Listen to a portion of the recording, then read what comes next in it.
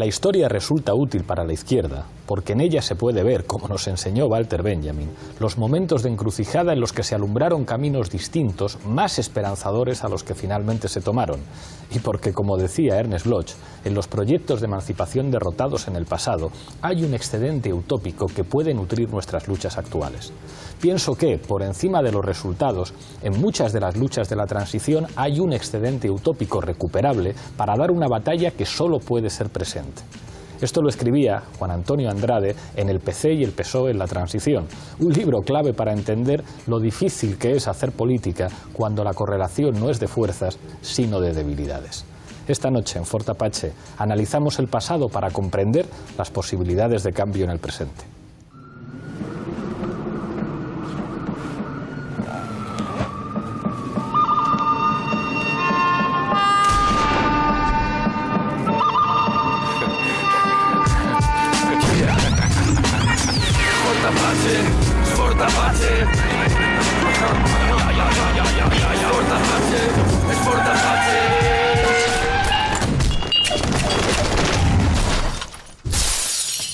Esta noche en Fort Apache nos atrevemos con uno de esos temas intocables. Cualquiera se atreve a hablar de la transición. Para ello contamos con 6 invitados a mi izquierda, uno de los habituales, Íñigo Errejón, secretario político de Podemos. Muchísimas gracias por estar aquí. Muchas gracias por invitarme.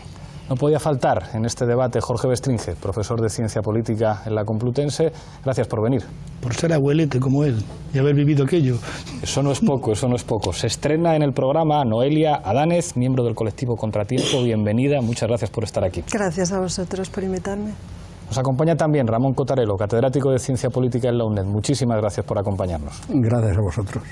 Otro de los habituales en el programa, Manolo Monereo, miembro de la dirección de Izquierda Unida. Gracias por estar aquí. Gracias a ti, Pablo. Y se estrena también en Fort Apache Xavi Domènech, historiador. Bienvenido al programa. Muchas gracias. Enseguida empezamos a discutir, pero como siempre en este programa arrancamos con En el punto de mira. La transición española empieza con la muerte de Franco en noviembre del 75 y termina con la victoria del PSOE en las elecciones generales de octubre del 82. Fue un fenómeno enmarcado en 3 planos: el contexto internacional, dominado por la Guerra Fría y marcado por una importante crisis económica, las dinámicas políticas de consenso que cristalizaron en la firma de la Constitución del 78 y los cambios doctrinales de los partidos de izquierdas, el PSOE y el PC. Durante muchos años, la versión dominante ha presentado la transición como un proceso modélico que transformó una de las dictaduras más represivas que hayan existido en Europa en una democracia homologable con cualquiera existente en la Unión Europea. Esta noche, en Fort Apache, desmontamos la transición. ¡Habla, pueblo, habla!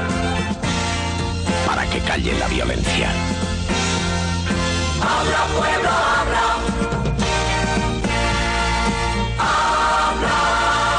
Que nadie decida por ti. Habla pueblo, habla. Empezamos como siempre en este programa con la regla del minuto. Misma pregunta para los 6 invitados. Empiezo contigo, Errejón. ¿Tiene sentido hablar de la transición para entender lo que está pasando en nuestro país en el presente? Tu minuto. Sí y no. No en tanto que ejercicio de melancolía según el cual se podrían recuperar algunas de las luchas derrotadas entonces que habrían estado subterráneas esperando para que ahora se actualicen. Creo que la transición fue un fenómeno político exitoso, que construyó un régimen político exitoso, que salvaguardó el poder de una élite que hizo casi incólume el paso de la dictadura a la monarquía parlamentaria, pero en todo caso en la transición nace un régimen político que hoy da muestras de descomposición. No de descomposición porque aquello fuera una operación mal hecha, nos guste más o nos guste menos, y a mí no me entusiasma, pero no de descomposición porque estuviera mal hecha, sino de descomposición porque algunos de los actores, de los consensos, de las formas políticas y de las formas de integración de los sectores populares, hoy ya no dan más de sí. Esto es, no es tanto que lo de entonces no funcionase, funcionó entonces, pero hoy no sirve para contener mucha parte de las expectativas que tiene la población española. Gracias, Íñigo. Jorge, tu minuto. La transición nos la vendieron como un punto de partida que nos permitiría rebasar la Panzerdemocracia, es decir, la democracia, entre comillas, tutelada por los militares, es decir, los animales. En fin. Nos la vendieron como punto de partida y al final, sobre todo para raíz del 23F, fue punto de llegada. Es lo que hay y punto pelota. Ahora hay un punto de partida nuevo, yo creo que lo va a haber en función de las próximas elecciones. ¿Cómo hacer para que no sea otra vez un punto de llegada? Esta vez no va a ser un 23F al estilo del que hubo, pero puede ser un 23F financiero y económico, ¿verdad? Gracias, Jorge. Noelia. Sí, yo creo que sí, que tiene todo el sentido del mundo y sí, sin paliativos y casi sin matices. Tiene sentido desbloquear el pasado en un momento como este de cambio en el que lo que toca es instalarse en la provisionalidad porque estamos en un momento de cambio.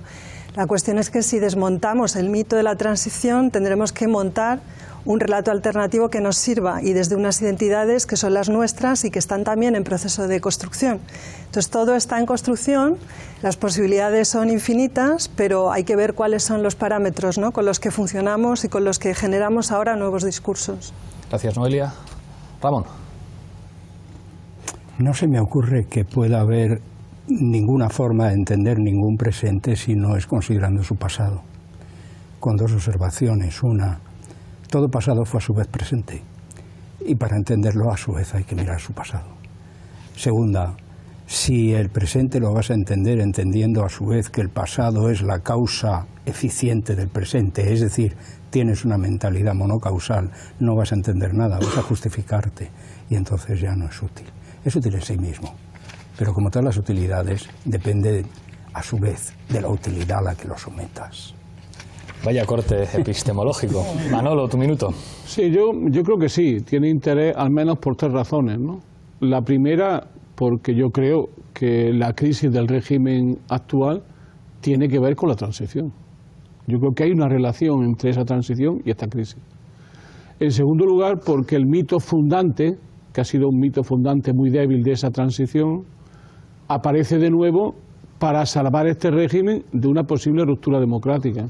Y por tanto la crítica de aquella época me parece muy fundamental, precisamente porque los valores de esa época son los que hoy están usándose para impedir el cambio. El consenso, el acuerdo, Europa, la política europea, los poderes económicos. Y luego, en tercer lugar, por una cuestión que creo que es política y partidista, pero desde los de abajo, para no cometer los mismos errores que se cometieron en la transición las fuerzas que luchan por el cambio. Yo creo que esas tres razones expliquen de que merece la pena seguir discutiendo sobre la transición. Gracias, Manolo. Se terminó el minuto. Xavi, tu minuto. Evidentemente sí, porque si no, no estaríamos en esta mesa y ni hubieseis propuesto este programa. Yo creo que tiene bastante interés para nuestro presente hablar de la transición más allá de las fibias o las fobias de los historiadores, en dos sentidos, o en la doble naturaleza con la que se nos presenta en nuestro presente la transición. La primera es el mito, que no es un mito cualquiera, es el mito fundante, normativo, de nuestro sistema político presente, es decir, aquello que establece la jerarquía de legitimidades de las actuaciones políticas, actitudes políticas y sociales de nuestra sociedad, y es un mito que está en crisis. Yo creo que eso se vio clarísimo con la muerte de Suárez, cuando el rey tuvo que salir, un rey con muchos problemas, el rey anterior ya, que eso también pasaba bastante en la transición, los cambios de los líderes. Me he quedado sin tiempo. Me quedan 7 segundos. Me quedan 7 segundos. Cuando el rey tiene que salir por la televisión, es decir, la transición la hicimos Suárez y yo. Con lo cual, eso demuestra que se terminó de nuevo, el minuto, ahora después reparto más juego en el programa. Habéis apuntado muchos elementos, pero quiero dejar uno encima de la mesa que es polémico. Decía Xavi, bueno, quizá estamos discutiendo de la transición porque estamos en un momento como el actual, pero yo recuerdo cuando empezamos a hacer televisión en La Tuerca, a veces discutíamos de la transición y es verdad que lo hacíamos desde un marco muy sencillo, que es el marco, vamos a ver quiénes son los traidores. Aquí existía un movimiento obrero y unos movimientos sociales magníficos, un poco idiotas, que siempre se dejaban manipular por unos dirigentes perversos que estaban deseando venderse y moderarse para entregarse a los pactos de la Moncloa, a la OTAN y al capitalismo mundial. Entonces discutir de la transición supone discutir de unos traidores que traicionaban a un enorme movimiento social que evidentemente hubiera podido llegar más lejos si hubieran tenido la suerte de tener unos dirigentes distintos. Digamos que eso lo dejamos a un lado y yo os planteo problematizar algo que conecta esos dos momentos, que es la posibilidad inédita de intervención política para una serie de actores, y esos actores son los movimientos sociales, pero también los partidos de izquierdas, el Partido Socialista y el Partido Comunista, que ven una estructura de oportunidad para intervenir, pero que seguramente se ven mucho más débiles a sí mismo de lo que ellos mismos se decían y de lo que probablemente una parte de su militancia entendía. Y sé que decir esto es enormemente polémico, pero después de la huelga general, que tiene un éxito limitado, después del éxito de la ley para la reforma política en un referéndum que se hace en condiciones vergonzosas, pero que recibe un enorme apoyo, pues bueno, los partidos de izquierdas en este país dicen, vamos a ver cómo hacemos para pintar algo en este proceso en un contexto en el que los militares siguen siendo los que son, en el que los poderes internacionales aprietan como aprietan y en el que parece muy difícil que podamos hacer desde la calle que estos señores se retiren y que vayan a asumir que el cambio político va a llevar más lejos. Manolo. O sea, yo creo que primero es muy importante para mí periodizar las cosas y sobre todo darse cuenta de que la coyuntura tuvo fases. Primero, la coyuntura internacional era muy favorable. Eso casi nunca se dice. Era muy favorable a la fuerza, entre comillas, digamos así, antiimperialista a nivel mundial. Había caído la dictadura de Grecia, había caído la dictadura de Portugal. Y además se había producido lo que en aquel tiempo Ernest Mandel llamaba que se había producido un vacío del hegemón. Es decir, había sido derrotado Estados Unidos en Vietnam y se produce una enorme crisis económica que se abre ahí, una crisis político-militar internacional con una aparente decadencia de Estados Unidos. Eso ayuda supone todavía más en crisis al gobierno franquista, al gobierno de la dictadura. Yo eso lo dejo ahí en primer lugar. En segundo lugar, yo creo que hay que distinguir dos fases para ver también cómo actúan los actores. La fase del gobierno Arias-Fraga y la fase del gobierno Suárez-Torcuato Fernández Miranda. ¿Por qué digo que es muy importante? Porque en las dos el movimiento obrero juega un papel diferente. En el primer momento se puede decir que la izquierda y las fuerzas democráticas en general tienen la fuerza suficiente para impedir la reforma en el régimen. Es decir, la reforma en el régimen ya no era posible, hasta el punto que los poderes que dirigían la transición tuvieron que llegar a la conclusión de que un marco parecido al europeo de democracia liberal era inevitable. A partir de ahí es donde comienza una historia diferente a la etapa anterior, que yo creo que la izquierda no supo ver nada más que como debilidad, pero no como fuerza, y que llevó a que algunos pensáramos que esa transición la perdiera la izquierda justamente en esos años. Jorge, Errejón y Xavi. Perdonadme, yo como soy medio guiri, aunque la transición la viví y dirigí una tesis sobre la transición a una alumna francesa bastante buena, ¿saben ustedes lo que me gustaría que no olvidásemos de las cosas que se han dicho hasta ahora? Aquí planea esta noche Georges Sorel. Tú has hablado de mito, Xavier. Monnereux ha hablado de mito. Pero Noelia es probablemente la que ha dado en el clavo de lo que a mí me gustaría que ni tú ni Errejón olvidarais. Se necesita un nuevo mito fundacional. Vamos. No, pero es que hay pocas cosas que nos obsesionen tanto. Y canciones y banderas y cosas que operen. Bueno, vamos, si tuviéramos... Sí, es que hay un vacío del mito. Claro. O sea, es que no se puede trabajar en el mito si no existen esas referencias. Claro. La que tiene razón Noelia, que es la que la ha planteado. Es un vacío, y de hecho yo creo que la sensación ahora mismo es de vacío. Y es que la gente sin mito no va a funcionar más allá de un determinado... Pero eso significa entonces que la operación de la transición fue exitosa. Sí, claro. Claro, pero quiero decir que no es una transición fallida que ahora estamos reabriendo. La transición se cerró. Sí, claro. Lo que estamos discutiendo es la posibilidad del mito fundante de la transición para dar cuenta de las insatisfacciones presentes. Es decir, de que el cadáver de Adolfo Suárez explicara algo a la gente que decía quiero representación, quiero casa, quiero trabajo, quiero democracia, y que la gente le dijera acuerdo, tolerancia entre los españoles y grandes padres del consenso. Y que ese relato muy despolitizador, claro, que dice la democracia es igual al consenso y disputar cosas, discutir cosas, pone en peligro la estabilidad y que ha llegado incluso a esta... O sea, la democracia no es política. Claro, es el relato como despolitizador extremo en el que parece que yo creo que eso se refleja en muchos momentos. Cuando después de los atentados del 11M, aquí sale una manifestación inmediatamente diciendo con las víctimas por la Constitución. que dicen, oiga, uno podrá estar con las víctimas, incluso con la democracia y con todos los ideales, sin estar con la Constitución. Cierra la Constitución y lo que se hizo en el Pacto del 78, todo el espacio para la política. Durante mucho tiempo la cerró, de todas formas, la Constitución, y contándonos lo que nos sucedió. Sí. Y sin embargo, hoy eso no da más de sí. Eso no explica ni provee de expectativas o de esperanzas a la gente que está diciendo no basta este sistema político. Xavi. No, yo es que en términos, o sea, entiendo lo que quieres decir en el sentido de que el mito funcionó, pero ¿ha funcionado cuándo? 30 años.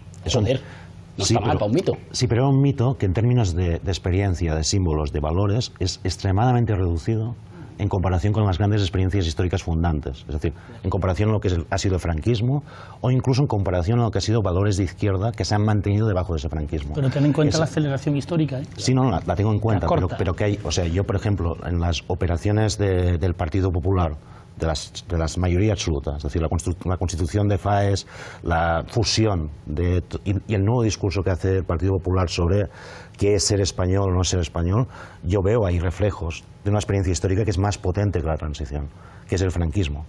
No la reivindicación del franquismo como régimen actual, sino la reivindicación de ciertos discursos que fueron mucho más potentes en términos de socialización de la población de lo que puede ser la transición. O sea, es verdad, como mito político es un mito fuerte, pero es un mito fuerte porque lo han tenido que mantener fuerte. Y con una dosis de violencia y de coacción menor que la del franquismo, y muy importante, pero menor, es capaz, sin embargo, de producir un orden que margina a las fuerzas de la ruptura hasta tal punto que las hace insignificantes durante 30 años, salvo en algunas nacionalidades. La transición no fue. Vamos a dejar de el debate, termina Xavi. Sobre lo que has preguntado tenía cosas, pero igual.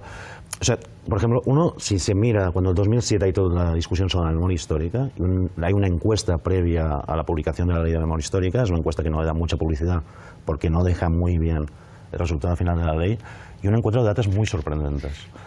Por ejemplo, cuando se pregunta, ahora recuerdo, es el dato de Cataluña, también es cierto, pero no es muy es diferencial, pero no muy diferencial. Cuando uno pregunta en pregunta libre cuánta gente considera que la guerra civil española fue una guerra entre hermanos, solo el 1,2% de la población dice que fue una guerra entre hermanos. O cuando uno pregunta si considera que Franco era un dictador fascista, este dato era español, el 70% de la población decía que era fascista. Es decir, y en cambio eso no tiene nada que ver con el discurso que hemos vivido en los 80, en los 90 en términos de medios públicos. Con lo cual quiere decir que sí que es verdad que hay un discurso público y publicado y mediático que tiene mucha potencia, pero que también tenemos que saber ver que en la crisis actual del mito de la transición hay de fondo que fue un mito muy construido desde arriba con poca capacidad de solidificación abajo. Y sobre todo desde después. Es decir, sabemos lo que es la transición porque nos lo han contado. Porque la transición no era solo debilidad, sino fuerza de los que tenían el poder. Hay un elemento que nunca aparece cuando se habla de la transición y que aquí sí que la generación cuenta, que es el miedo. Es que el miedo era apabullante. O sea, las primeras elecciones democráticas y con la hoy el martirio como iba un servidor, como PC, por esos pueblos de Andalucía, no estoy hablando de Castilla y León o de Cantabria, estoy hablando de Andalucía, era un problemita. Los que pudieron ir con los y el martillo, sí, que, claro. que hubo fuerzas que no pudieron. Sí. 5 o 6. La clave era, primero, el miedo. ¿Qué quiero decir con eso? Que la coerción siempre ayuda a la hegemonía. Y ahí la coerción era muy persistente. Es decir, una de las cosas que casi nunca se discuten sobre la transición era la enorme fortaleza del franquismo, del Estado franquismo, de los aparatos del franquismo. Es decir, un aparato de Estado que no apareció nunca dividido ni roto. Pero digo otra cosa para entender esto de la transición y cómo llega hasta ahora, que es el papel del Partido Socialista. Lo suelto encima de la mesa para debatirlo. El que realmente construye el relato, como dicen ustedes ahora los posmodernos, lo que construyen el relato es el Partido Socialista. Y de hecho es el Partido Socialista, el partido del régimen. Totalmente. Y el régimen estará ligado, el la Partido crisis Socialista del régimen y la crisis del será PSOE la crisis del Partido Socialista. Claro, sí. Pero ¿por qué digo eso? Porque en el relato la transición funciona si la ejerce alguien que no es franquista o que no tiene nada que ver con el franquismo. Y eso lo ha hecho maravillosamente Felipe y Alfonso. La clave de la crisis del régimen actual es el hundimiento del Partido Socialista, si eso lo llevamos viendo desde hace mucho tiempo, ¿no, Elia? Sí, más que del bipartidismo seguramente. Claro. No, a propósito de esto del mito, es que la transición es probablemente el epítome de un mito mucho más grande, y eso obliga a hacer una reperiodización de todo esto que estamos comentando aquí hoy. La transición y la política del consenso, la interpretación ex post de que aquello fue un acto de consenso y de construcción de algo sobre la base de un acuerdo casi unánime, es posible porque desde los años 40 en España opera el discurso de la reconciliación. Es que al poco de acabar la guerra ya está en funcionamiento el discurso de la reconciliación. Entonces son muchas décadas que hacen posible que cuando sobreviene la posibilidad del cambio de régimen, pues por todas estas razones que has enumerado tú en tu primera intervención, pues ahí hay un algo de lo que se puede tirar y que puede hacer funcionar y engrasar la máquina de esos acuerdos que originan un régimen que es un régimen normativo y que está recogido en una Constitución, pero que efectivamente la fuerza del régimen no reside tanto en la Constitución y en su carácter mítico también, cuanto en los cuéntame, etcétera, y sobre todo en la idea de que este régimen está aquilatado, que en realidad no abre nada nuevo, sino que viene a cerrar algo, y que está aquilatado por siempre, porque está sometido a una amenaza recurrente y terrible y desgarradora, que es la del terrorismo. La amenaza del terrorismo y de la disolución del Estado español.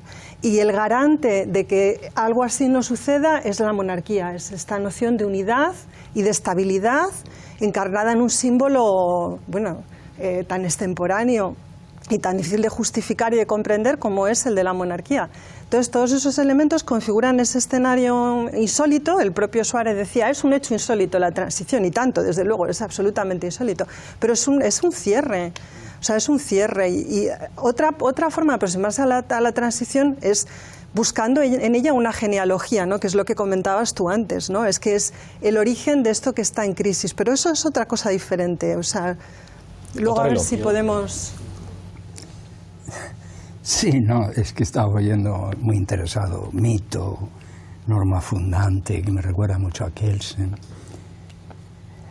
Mira, me da la impresión de que todo movimiento salvífico necesita un pecado original.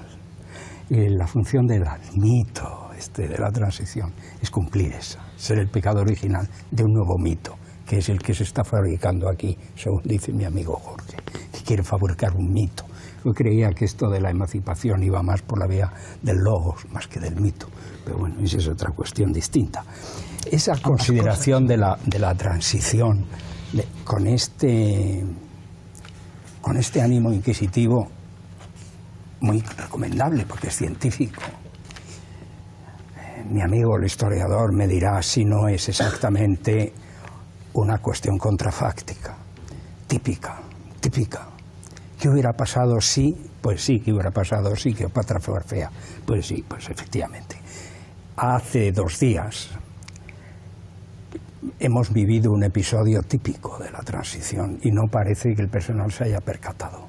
El 90% de los diputados del Congreso no ha ido a un acto de reivindicación de las víctimas del franquismo. Ha ido el 10%.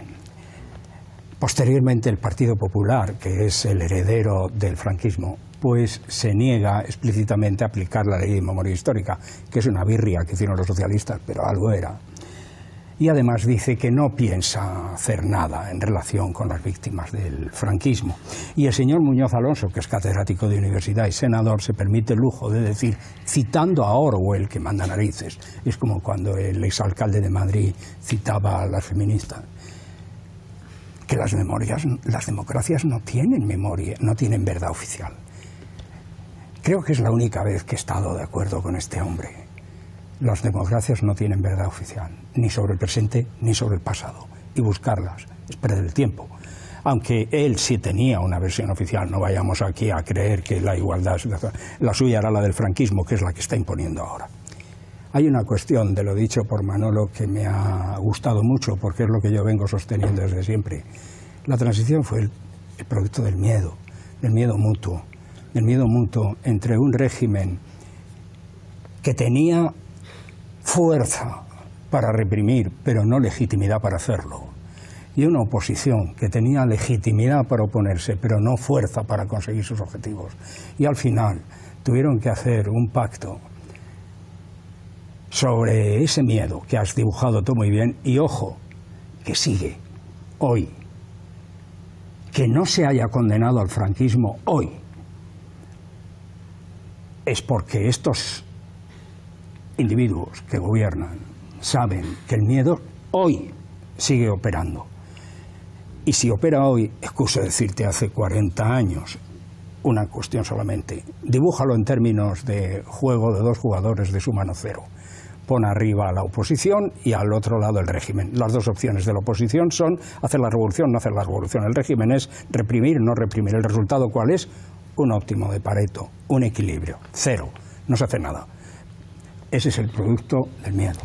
Hay un elemento que quiero dejar encima de la mesa que es fundamental para entender ese proceso y que tiene que ver con el giro lingüístico, si queréis, y con la construcción de narrativas, y que sin embargo ahora opera en una dirección muy extraña, que es el papel de los medios de comunicación. Aquí nuestro amigo Juan Antonio Andrade se da cuenta de algo muy llamativo seguramente para las direcciones de los partidos políticos, y es que la prensa influye más a las bases sociales de los partidos que la propia línea política de las organizaciones. Y en el proceso de transición hay una serie de medios de comunicación muy importantes. La televisión que había creado Adolfo Suárez por una parte, y luego el surgimiento de una serie de periódicos que son determinantes para configurar el pensamiento de las élites. El transformismo de La Vanguardia para convertirse en una cosa primero más o menos cerca de la UCD y después siempre con la burguesía catalana, construyendo lo que representará después Convergencia y Unió, el Diario 16, que cumple un papel, el ABC, digamos, en su línea monárquica, tratando de alejarse un poco del periódico de régimen que había sido siempre, y un periódico fundamental, que es el periódico de la transición, que es el periódico de la historia de España, que se llama El País. Y El País es el periódico que dice: el Partido Socialista está bien, el Partido Comunista está muy mal. Y eso es determinante en ese proceso de generación de consensos. Y sin embargo ahora es como... ¿Y los medios de comunicación qué? Dejo la pregunta encima de la mesa. Xavi. Yo es que no me resisto a volver al tema anterior, por un tema, si queréis, casi personal, sobre el tema del miedo y ver las emociones creo que precisamente estáis posmodernos vosotros. Sí, o sea, mira, me parece. Lo diré con un par de... Yo me pasé 2 años leyendo cada tarde, un ejercicio no muy edificante, leyendo partes policiales de la Brigada Político-Social en relación a los movimientos sociales de los años 60 y 70. Y hay un parte que me emocionó, y era difícil, que es porque los partes hablaban todos de infiltraciones, de qué estaba diciendo uno, con quién se relacionaba uno y el otro, y hablaban de represión.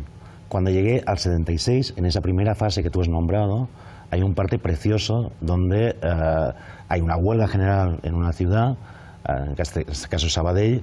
La policía va para eliminar a los piquetes y se encuentran con un piquete inmenso que les combina, así lo dice el parte, a disolverse la policía.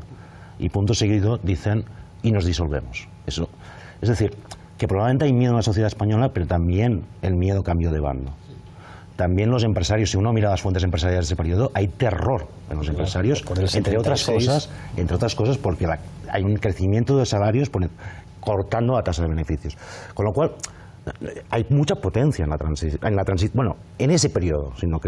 Y después lo que hay es un problema que va más allá casi de la potencia de los propios movimientos sociales. Y esto es un poco duro decirlo así, pero ¿por qué en Portugal hay una revolución y en España hay una transición? Porque en Portugal la oposición a la dictadura era mucho más fuerte que la española en términos sociales. No, para nada. Porque en Portugal hay una parte del ejército. Claro, y el franquismo lo que pierde es la hegemonía política, social y cultural, y esa la pierde, y pierde la capacidad de gobernar. Pierde la capacidad de gobernar. O sea, en 1976, en medio de una crisis económica, España se sitúa en un sitio donde la huelga está prohibida y puede llevar torturas y prisión. Se sitúa delante de Europa. El estudio de Malaval de las huelgas. Lo que pasa es que ya cuando viene el gobierno Suárez, y esto hay documentos incluso internos del PC y el PSUV, hay un problema clave, que es el problema del ejército y de la policía. O sea, los medios de coerción del Estado siguen intactos hasta el final. Entonces ahí se produce un empate el gobierno no puede gobernar, no puede pretender seguir gobernando y la oposición no puede asaltar el poder. Pero eso, y por eso en Portugal sí que hay una revolución. Pero eso nos habla de procesos históricos y correlación de fuerzas más allá del problema de los miedos, que estaba ahí también, evidentemente. Pero el miedo que yo es el miedo organizado, el miedo no es una sensación emocional, el miedo te la producen los que tienen capacidad para generar miedo. ¿Y quién tiene capacidad de generar miedo? El movimiento obrero no. Quien tiene capacidad de generar miedo es el aparato del Estado, sus policías, que dicho sea de paso, seguían torturando cada día. Errejón, y pasamos a Zapin. Yo creo que esa es la clave. O sea, yo creo que hay un momento en el que efectivamente los de arriba no pueden gobernar como antes, y eso tiene que ver con la fuerza de los dominados, que son dominados pero que son capaces de hacer saltar por los aires los planes de que todo siga más o menos igual, pero son capaces de cortocircuitar los planes, digamos, de regeneración interna, pero no de imponer un poder diferente. Efectivamente. En esa situación, digamos, de empate catastrófico que diría Linera, hay una operación, y tampoco va a sorprender la siguiente cita, claramente de revolución pasiva, con Gramsci, que es: los de arriba, para seguir gobernando, tienen que integrar una parte de las demandas de los de abajo, cooptar a una parte de sus mejores líderes, y ahí hay un fenómeno clave que entronca con lo que tú decías, que es la fabricación de unas élites culturales e intelectuales nuevas, tan nuevas y tan vigorosas que empiezan a ser élites con 27 años en la transición, y lo son hoy todavía en las posiciones fundamentales en los medios de comunicación, en las universidades, y que son los que construyen el relato de la integración subordinada de los sectores populares al nuevo orden. El nuevo orden no es ni un maquillaje del viejo, es otra cosa, pero tampoco es una maravilla. Es todo lo que ha podido salvar la oligarquía franquista, más lo que ha podido incorporar los sectores subalternos en forma subordinada, siempre como intrusos en el Estado. ¿Me dejas? Oiga, perdóneme, acabo. Perdónenme por gobernar. Y ahí hay, yo creo, dos elementos. El elemento de la renovación del pluralismo, incorporando sectores nuevos, claramente a los sectores rupturistas, marginándolos y destruyéndolos. Y, por último, esa labor como de autozapa que hace la izquierda, que para gobernar, la izquierda que gobierna, o la izquierda que está en posiciones de gobierno y de pacto, no solo el Partido Socialista, destruye los propios núcleos sociales que era de los que emanaba su fuerza, de tal manera que en el proceso de ir gobernando va destruyendo los lugares de acumulación de poder alternativo, digamos. Me parece una operación de revolución pasiva de manual. Una postilla de 20 segundos y vamos a Zapin. Estoy absolutamente de acuerdo. De hecho, hay un escrito de Gramsci que es el cesarismo, que explica exactamente la operación que acabas de describir. Un cesarismo sin César puede haber tal. Y hay un aprendizaje de eso. Hay un aprendizaje que yo creo que ese sí que es muy actual. Ni la oposición pensaba que el rey fuera una persona especialmente brillante. De hecho, dentro del propio régimen tampoco se lo consideraba así. Y nadie hubiese pensado al principio que el penúltimo secretario general del movimiento, Adolfo Suárez, pudieran hacer una maniobra como la que hicieron. Y eso es importante para el presente, porque cuando se habla mucho de que el régimen está rodeado, cuidado. En las situaciones de empate, además, puede haber gente que solo por estar ubicado en la posición en la que de repente cae, pueda jugar un papel muy por encima de sus capacidades. Ahora mismo seguimos, antes tenemos nuestro zapping, que esta vez viene, como no podía ser de otra manera, con los hermanos Bartolomé. Adelante vídeo, por favor.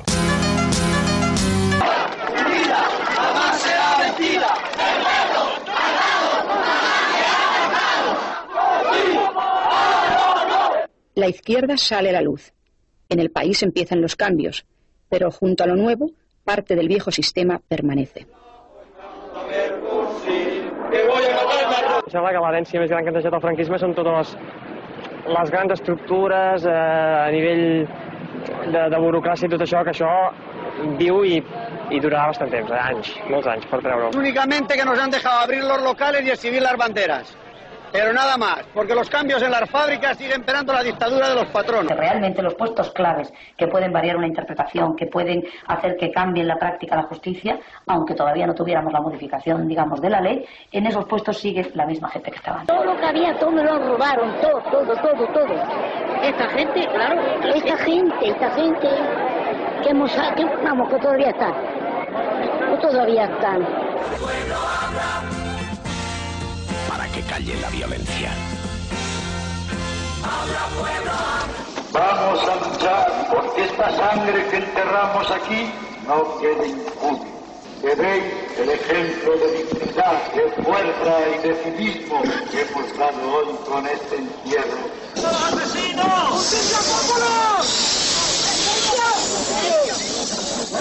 Encima que matan a sus militantes y como lo que ha dicho el Carrillo de ahí, que calma, que no hay que agredir a los fascistas. ¿Cómo que no hay que agredir a los fascistas? Ante el malestar de su base popular, duramente golpeada por la crisis económica y la política del gobierno, los partidos de izquierda tratan de encauzar la protesta de forma que no contribuya a desestabilizar la democracia. Si nosotros desde la izquierda agudizamos las tensiones de esta sociedad, la posibilidad de hacer de la democracia una democracia estable disminuye. El consenso fue un mal menor que afectamos durante el periodo del debate constitucional porque era quizá la única vía que nos quedaba para hacer una constitución en la que cupiéramos todos.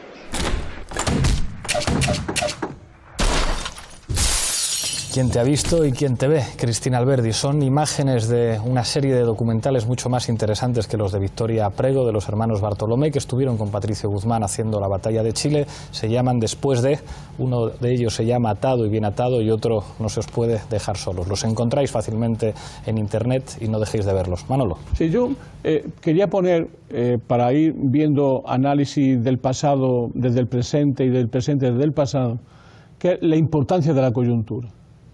O sea, al final la estructura se juega en la coyuntura.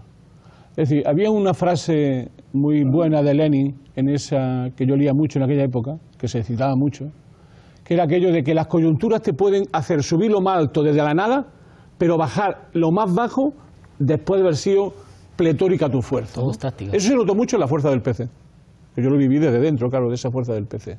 Es decir, el manejo de la coyuntura terminó situando, aquí veis a Santiago Carrillo, como siempre pontificando, que era su gran pasión, y al final lo que ocurrió era una cosa muy simple. Eso fue en el 78 y en el 82 estaba el Partido Comunista liquidado. Y todo lo demás ha sido ir ganándole tiempo al tiempo para entendernos, ¿no? ¿Qué quiero decir con eso? Que en la transición hubo momento y momento y no estaba ni asegurado desde el principio, ni en medio, ni al final. Y vuelvo a la periodicidad.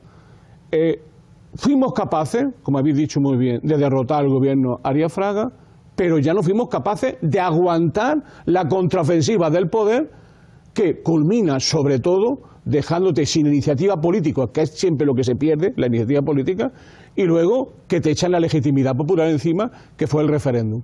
Esos dos juegos yo creo que fueron decisivos, pero luego sobre todo para terminar con una cosa que tiene que ver con la historia de ahora, ¿no? Que es que la iniciativa política la ves venir. El problema es que si había o no alternativa a eso, los contrafácticos, ¿no?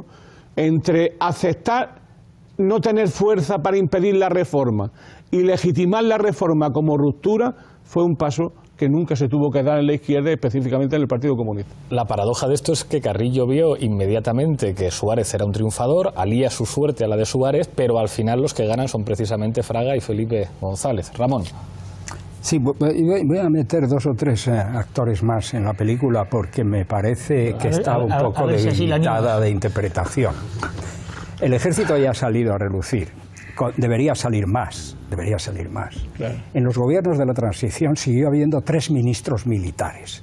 Uno de ellos se permitió el lujo de poner al país en un brete, chantajeando precisamente con la legalización del Partido Comunista. Y hubo una amenaza de golpe de Estado entonces. El ejército era una potencia. Por cierto, sigue siéndolo.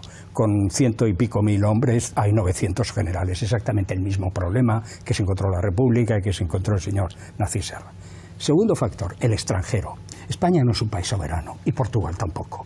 Lo que sucede en el interior está determinado desde el exterior. Está mejor o peor. Si queréis pruebas, aporradas, tíos, aporradas. En las memorias de los... El señor este que fue alcalde de Bilbao y era un fascista y medio conde, no sé cómo se llamaba aquel individuo. Motrico. En sus memorias cuenta que yendo a despedir a Kissinger al aeropuerto, Kissinger le dice: tengo entendido que van ustedes a legalizar el Partido Comunista. Sí, señor, bueno, pues no lo haga, ciudadano. Claro, pues sí. Y eso es importantísimo. Y eso nadie quiere reconocerlo porque toca el orgullo patriótico nacional, que ese lo comparten, bendito sea el Señor, las derechas y las izquierdas. La Iglesia fue genial en la transición. Manchada de sangre de arriba abajo, desde el primer obispo al último monaguillo. Resulta que aparece del lado de las fuerzas renovadoras con un tal Tarancón que se fumaba los ideales y que le decían los fascistas Tarancón al paredón para completar el juego, y efectivamente, una vela de Dios, otra al diablo, estos buenos señores hoy reciben 11.000 millones de pesetas de transferencias directas de los ciudadanos y otros tantos de transferencias indirectas, y siguen siendo un Estado dentro del Estado, porque esto sigue siendo un país nacional católico. Lo era entonces y lo es ahora. Y finalmente tu pregunta, que alguien tendría que contestarte, querido, alguien tendría que contestarte. No estaría mal. Los medios de comunicación, pero hombre, claro, naturalmente, los medios de comunicación son la columna vertebral de todo este invento. Lo fueron entonces porque tenían que vendieron la transición, pues como se vende el crimen de Cuenca, más o menos, y ahí muchos de ellos se han profesionalizado al extremo de que hoy son los auténticos depositarios de las verdaderas esencias. Y de la verdad. No, yo voy a... matizaría mucho, pero no tengo tiempo, pero voy a intentar situar también el esquema fuerza rupturista, pero posterior incluso a la ley de reforma política y a su aprobación, porque parece que ahí se acaba una historia. Es cierto que yo creo que en el verano del 76 acaba una historia. La idea de la oposición de que la caída del franquismo vendrá de una gran movilización popular, esa acaba, y la movilización se convierte en un elemento más de negociación de despacho. Y soy capaz de convocar una huelga, tenemos que negociar. Pero hay otro factor que también es importante, que es el propio resultado electoral de las elecciones de junio del 77. Porque ese resultado electoral es sorprendente globalmente y también no es parcialmente. Globalmente, la UCD y la Alianza Popular sacan un 43% de los votos. ¿Sí? Es un muy buen resultado, evidentemente. Pero es muy buen resultado después de 40 años de dictadura, de control de la educación, de conseguir de legalizar el Partido Comunista muy tarde. Es un buen resultado. Es decir, y cuando los partidos de oposición, todos ellos juntos, sacan más votos que la UCD y la Alianza Popular, y ahí se produce algo que no es un proceso constituyente tal como nosotros lo queremos, pero sí que es un proceso constituyente. Es decir, esas cortes que no eran constituyentes se convierten en constituyentes, y eso tiene que ver con el resultado que ha habido, o sea, que no acaba tan pronto en ese sentido. Es un proceso constituyente que se abre por la calle y se cierra por arriba, si se quiere. Pero hay elementos también, si no tampoco entenderíamos ciertas cosas. Y en el caso ya de Cataluña, hay una editorial del ABC brutal, que a mí me encanta, evidentemente porque soy catalán, que es la editorial que dice, porque el resultado en el caso de Cataluña, pero también en otras partes del Estado español, también son muy espectaculares. En la provincia de Barcelona, Alianza Popular solo saca a López Rodó, y lo saca, y esto lo cuenta la gente que estaba allí, porque deciden sacarlo, porque no tenía votos para salir, y deciden que salga, porque es en una provincia donde ha habido 40 años de dictadura, no es capaz ni de sacar un diputado. Claro, la editorial de ABC decía, estos catalanes hasta cuando qué sudan... Qué gran jugada fue la llegada de Tarradella. Qué gran jugada del poder. Qué gran jugada del poder fue Tarradella. Eso fue una gran jugada del poder. Eso estoy hecho de acuerdo. Qué maravilla. Es otra forma de cesarismo, eso es más propiedad de Cataluña. Me vais a dejar que deje la última cosa encima de la mesa, a ver si tengo suerte esta vez, planteando de nuevo dos elementos diferenciales. Uno ya se ha apuntado, que es la cuestión de la crisis económica. Y el problema de la crisis económica es que acaba con un modelo de desarrollo que había tenido mucho éxito en Europa Occidental, y es eso que se llama las políticas neokeynesianas y las políticas redistributivas, que permitía a los socialistas decir puede haber un socialismo del sur, y que permitía a los comunistas decir ya no somos comunistas, ahora somos eurocomunistas, estamos en el paraguas de la OTAN, y gracias a una cosa que se llama Estado podemos establecer una alianza con la clase trabajadora. Pero claro, en ese momento de crisis económica que tiene que ver con el éxito de la implementación de políticas neoliberales, eso es muy difícil, les pilla en una situación muy difícil en el que la izquierda tiene que decir es esta mierda de los pactos de la Moncloa el espacio de posibilidad.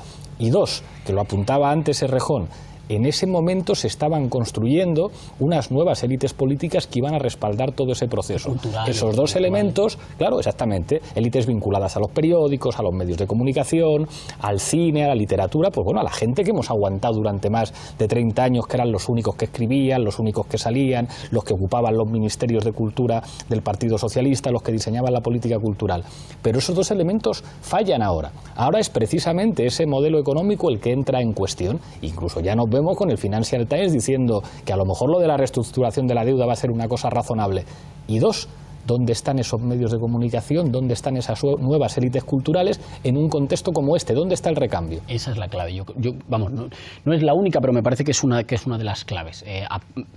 Apunto primero la que me parece menos digamos, la que creo que vamos a estar más de acuerdo y que no es esta, que no va tan profundo, que es que efectivamente ahí se pone en marcha, sobre todo para los sectores progresistas, una suerte de idea negativa de España, según la cual si uno es progresista tiene que ser más cosmopolita y alejarse de lo nacional y de lo popular español, que es un acto de tremenda irresponsabilidad histórica que le entrega la posibilidad de hegemonizar la idea nacional a la derecha y que crea esta especie de pose estética, ¿verdad?, como de una izquierda más o menos aristocrática, según la cual España huele un poco a ajo. Roza el racismo de clase.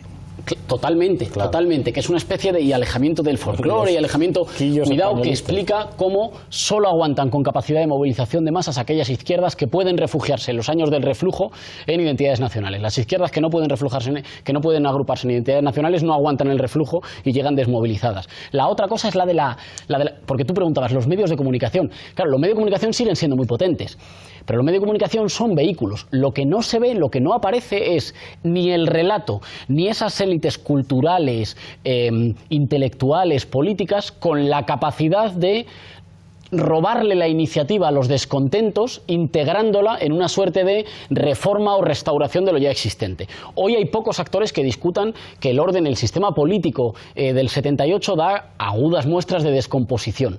Pero la cuestión es que no parece, baste que uno mire, no sé, que cada uno coja los medios de comunicación, los liderazgos de los principales partidos dinásticos, que coja lo que quiera y que, cogiendo a esas élites, diga, uno ve en ese material humano algunos de los que pueden reproponer un proyecto de país que seduzca e integre parte del descontento para que la descomposición del edificio no produzca ruptura constituyente. A mí no me parece que uno lo vea. No se ve. Eso no significa que haya fuerza popular como para la ruptura constituyente. Diría que si en ese momento estamos en un empate de A2 por dos muy fuertes, un franquismo que sigue controlando los aparatos duros del Estado y un movimiento popular muy fuerte que puede hacer que las cosas no puedan seguir siendo como antes, hoy hay un empate catastrófico casi por debajo. Muy poca capacidad popular de hacer saltar las cosas por los aires y muy poca capacidad de autorreformarse en un régimen en el que parece que haya muy pocos pensando desde dentro. Era una versión muy pesimista, ¿verdad? Llegamos al final del programa, vais a tener todos un minuto de conclusiones. Empiezo por ti, Xavi. Yo estaba aún en ¿Puedes usar tu minuto para ir por él? No. Bueno, sí que voy en relación a esto. Cuando se ha mencionado el tema de los patios de la Moncloa, voy a intentar ser polémico. Los patios de la Moncloa, que se han leído mucho en términos de transición, tienen un carácter que se parece a la propuesta del Partido Comunista Italiano en el debate de la austeridad o del Partido Laborista británico en el contrato social, y que todos ellos fracasan para esa izquierda. Porque lo que se juega en los 70 es el inicio de la ruptura del pacto social de la posguerra. Y eso se juega ahí. Y es muy interesante cómo se juega ahí. No podré extenderme, pero ¿qué están haciendo los empresarios para recuperar la hegemonía? Que hay planificación a largo plazo. En esos momentos a Milton Friedman le dan el Nobel de Economía y no es por casualidad. Y ese es ese momento. Yo creo que el momento actual ya no es de intentar renegociar el pacto social, porque ya se ha roto, sino de recuperar ese pacto social. Y esos son los grandes problemas que se plantean incluso en opciones de gobierno en este país. Gracias, Xavi. Se terminó el minuto. Manolo, tu minuto. Hay una diferencia clara, nítida, radical de esta España con la España de la transición. Hoy tenemos menos autonomía que teníamos en aquella época. Sí. Y tenemos menos mando. En medio ha ocurrido algo que se llama la Unión Europea. Hoy el señor Montoro, cada vez que tiene que aprobar unos presupuestos del Parlamento, los tiene que negociar con la Troika. No tenemos moneda, no tenemos empresas públicas, no tenemos capacidad de evaluar nuestra moneda. Y sigo en esto que decía Íñigo. La élite se fugaron de España y se fugaron a Europa.